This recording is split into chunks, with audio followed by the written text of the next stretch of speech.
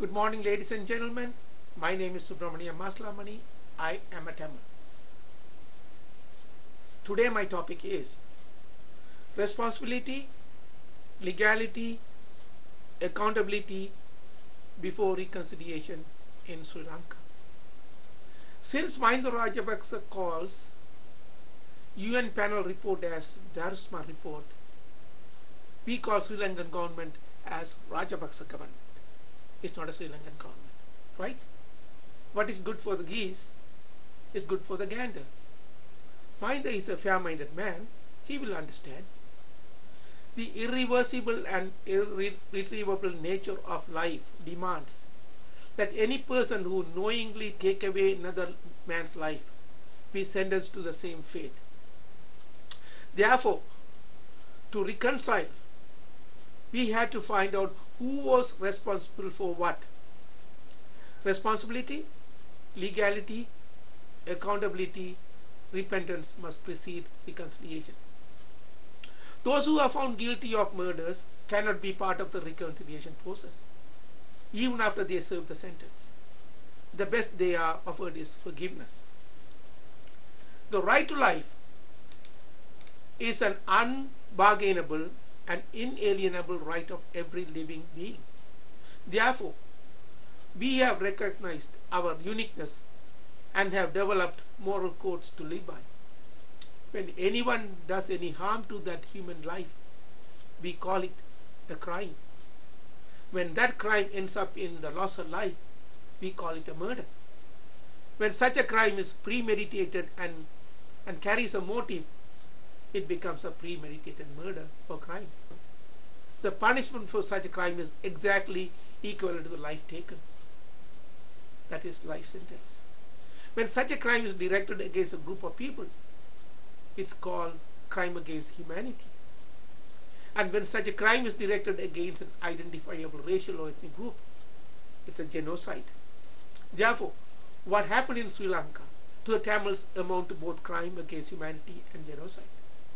150,000 innocent Tamils lives are missing, and the government of Rajapaksa, not government of Sri Lanka, is refusing to provide answers. Since they have called UN panel report as Darusman report, we don't call Sri Lankan government, we call it Rajapaksa government. And it's a mafia. What is good for the geese is good for the gander, isn't it? Mahinda Rajapaksa is a fair-minded man. To him, a murder is a fair deal and equitable judgment. There are more than ample evidence from over a period of 60 years of planned program to eliminate Tamils from Sri Lanka and colonize these areas with Sinhalese. Systematically, Tamils are driven out of the country. Racial riots on a calculated regular basis are carried out overtly and covertly. What happened in May 2009 was one of the large-scale elimination of Tamils. Now the plan is to fend off the world criticism and lay plan for the next program. Right? Next program. The 2009 program kind of backfired, and all efforts are made to reduce the international criticism. No Tamil should fall for this circumvention. Tamil must not allow the world community to be circumvented. We must get to the root of this consistent racial policy of the nation, which leads to continued annihilation of Tamils. There is a root or a seminal source from which the identical policies of different governments arise. It does not matter who is in power, the attitude towards Tamils are the same. Why? There must be something or someone else behind this attitude. I suspect it is the Mahavamsa, Mahasangha, and the Mahanayakas, the fanatical arm of the Sri Lankan establishment. The Sinhalese have a plan and policies and are implementing in stages. One must look into Mahavamsa, the policy manual, the Mahasangha, the secretariat, and the Mahanayakas, the administrative officers. The military is under the direction of the religious establishment. That no Tamil should ever forget. The rest of all the talks are gossip. Because of this nature, there will never be a solution to the ethnic problem in Sri Lanka. I am not interested in priests becoming politicians, animal scientists talking political sciences, and equating peace with freedom. We need people who understand human nature. Human nature is inextricably driven by fear. The single is fear that they may be alienated by the Tamils and the Indians. That is why the Sinhalese, despite being majority in Sri Lanka, behave like minorities in South Asia. The Sinhalese, instead of entering into an honest and open discussion and dialogue, is resorting to violence. The talk of reconciliation is all an eyewash to fend off international criticism. Accountability cannot and will not be done, for the Sinhalese believe that they had done all they have to do in self-defense, defense of their unique cultural heritage. The Sri Lankan Sinhalese cannot avoid the Indian integration if they continue this policy of violence. India is an integration of a large number of different ethnic groups such as Tamils, Muslims, Sikhs, Malays, etc.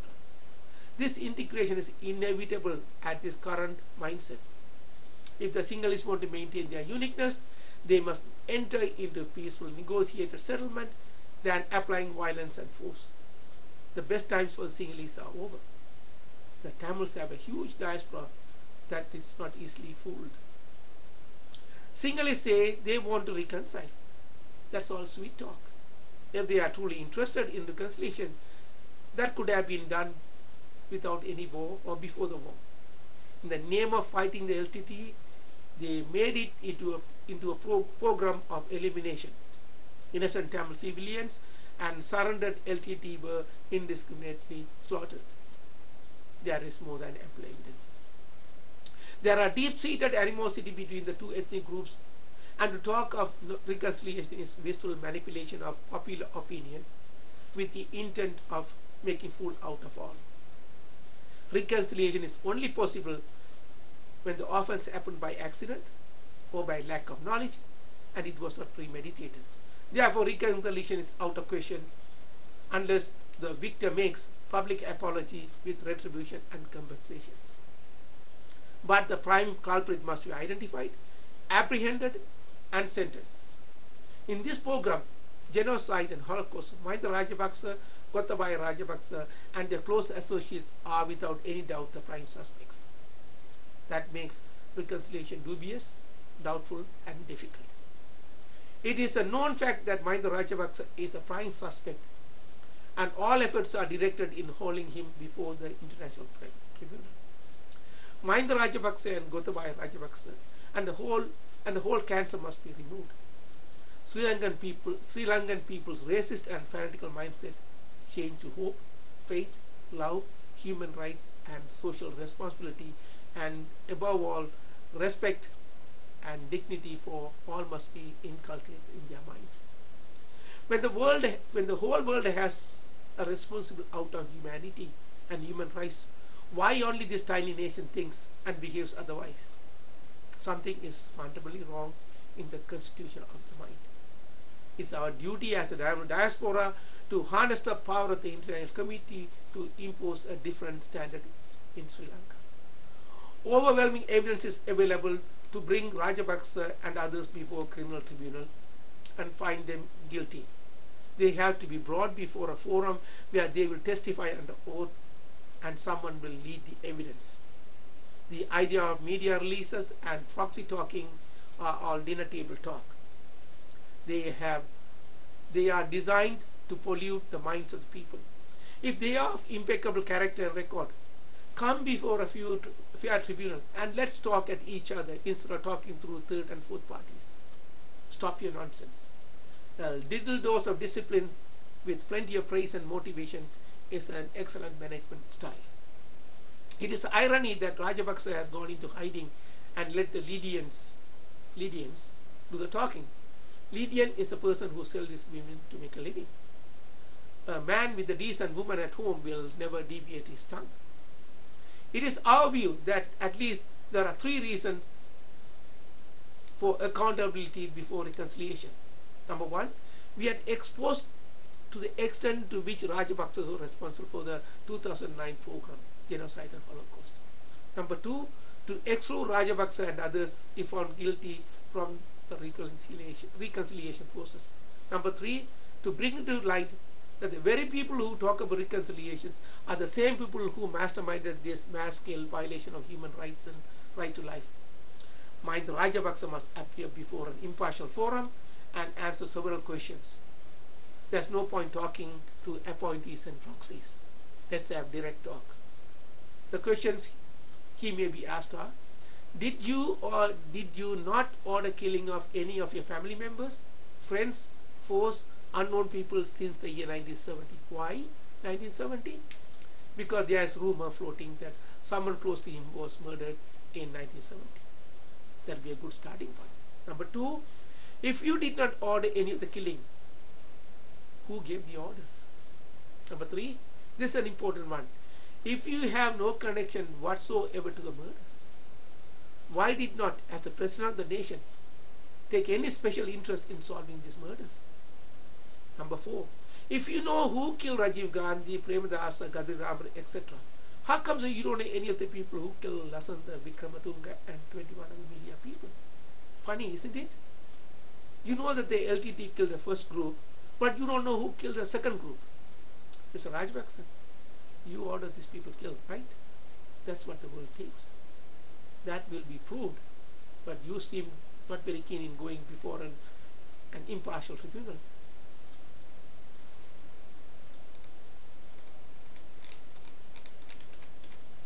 The purpose of this exercise is to determine if you are fit to suggest a process of reconciliation. For it may be employed to stop the process of accountability. There must be a process of accountability preceding process of reconciliation. A convicted criminal cannot be part of a negotiation process. That is standard protocol.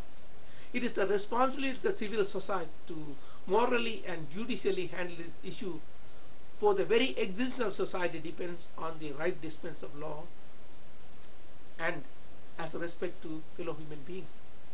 As a person who lives in the West, I know instinctively when I do something wrong. I seldom break the law, but if I do, they are minor traffic violations. Part of the Sri Lankan problem is to be blamed on the Tamils as well. Our social character does not allow us to unify. We tend to be tribal in nomenclature. We are strongly divided by our caste and class system and weakly united by the language and religion. There is a sense of inferiority among us and accept that inferiority as acceptable. We do not lead. If we lead, we will bring up the caste and degrade. We had to get over these self-imposed limitations and become magnanimous world-class people. What we do at World Class Tamil Organization is to create the conditions conducive for our freedom instead of accepting the status quo. We create new conditions that will favor us. We have to work hard to alter the geopolitical situation and create new ones that we can control. We have successfully elected a member to the Parliament Canada. We hope the others will do the same in their countries. To conclude my topics, peace is easy, freedom is responsibility. Reconciliation easy, accountability takes courage. We cannot deny the right of life to anyone. No one should have the right to tamper with life. Human life is precious. Human life is everyone's responsibility. Rajapaksa and others have violated the very fundament of human life at least 150,000 times. He should be removed, given a chance to defend, and if found guilty, must be sentenced to life without parole. That's all, folks, for this week. Thank you very much. 70 million Tamils worldwide. Stay together, work hard, and never ever give up. The best is yet to come, and we are winning. My name is Subramaniam Maslamani, World Class Tamil, powered by conviction, commitments, and conscience.